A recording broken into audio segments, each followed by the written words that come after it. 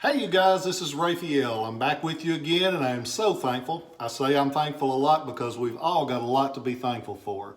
Always remember to focus on that positive instead of the negative and your life will be so much better. I know when I think about all the blessings that we have, we are very fortunate. There's a lot of times you can focus on that negative and it'll just bring you down more. So remember that you are loved and remember we're all in this together and it's all going to be better.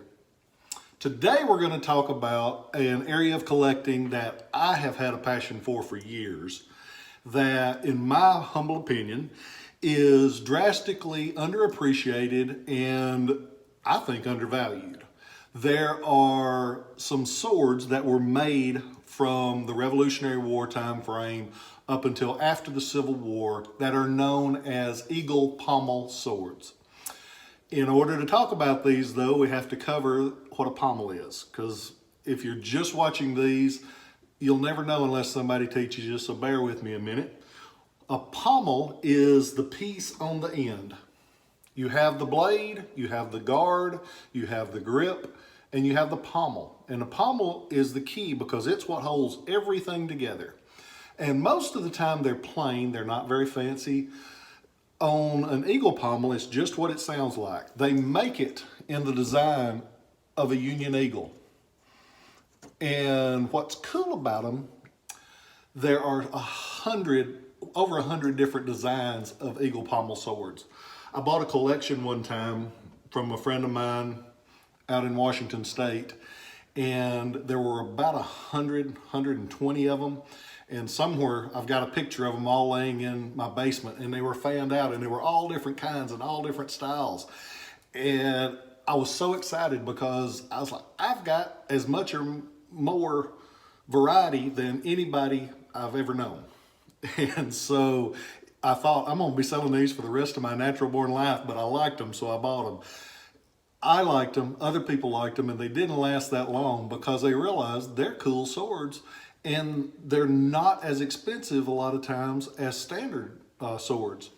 They were used by officers, and they were used by officers since the Revolutionary War time frame up. Of course, the earlier ones are the more desirable ones and the more expensive ones. They show up in all grades because most of the time they were privately purchased. And since they were privately purchased, if you were one of those rich boys that wanted something really fancy, you could get extra additions. It would be like a car you buy. That base model, the more you pay, the more they put on it. You would have, this one is going to date from about 1830, 1840, and there's a few ways we can tell that. The blade is nice and wide.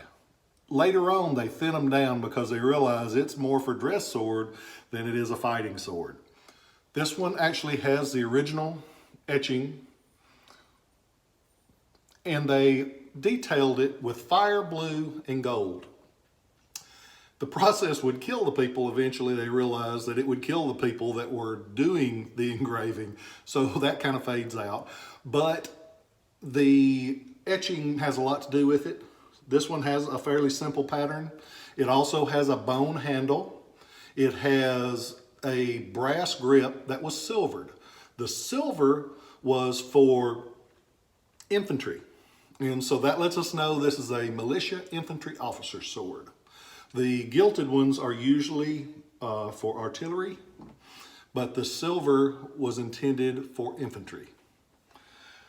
The next one here is the later version. Remember how I told you that they thin down the blade? When you look at it, this one is a fraction of the size of the earlier one. This one's probably going to date from 1850, 1860, and possibly a little bit later. It has detailed etching on the blade. I'll get a close-up of it so you can see it. It also has the maker's mark of Horseman of Philadelphia. Horseman was a really large retailer and assembler. They sold a little bit of everything. And this one has the bone handle like the other one, a little bit smaller, And you'll see them where they had ivory handles, they had bone handles, they had wooden handles with covers over the top of the wood. You'll see a lot of variation on those. And this one has the little bitty eagle. That's about as small as they get. But they're pretty, they're affordable compared to a lot of swords. The one out of the scabbard's gonna run you these days $400 to $600. The more modern one, the one from 1850 or so, in the scabbard is gonna run you about $600. So that's a lot of pretty for $400 to $600. I hope that you have enjoyed them. If you get a chance, go on ShilohRelics.com. I've got several of them on there because I do like them. And I've gotten to the point where I won't buy it unless I like it or unless I know it's something that lots of people do like. And we all have our personal preferences, and these have always been one of mine. I really enjoy them. They're a lot of attractive piece for the money. I hope that you check them out. I hope you learn a little bit more about them. And you can see these on the website. I have it broken down into categories. These will be listed under edged weapons and officer swords. So if you get a chance, check that out. I hope that you are all kind to each other. I hope that you're having a great day so far. I hope that when you get the opportunity, you be kind, and I will catch you next time. Love you guys.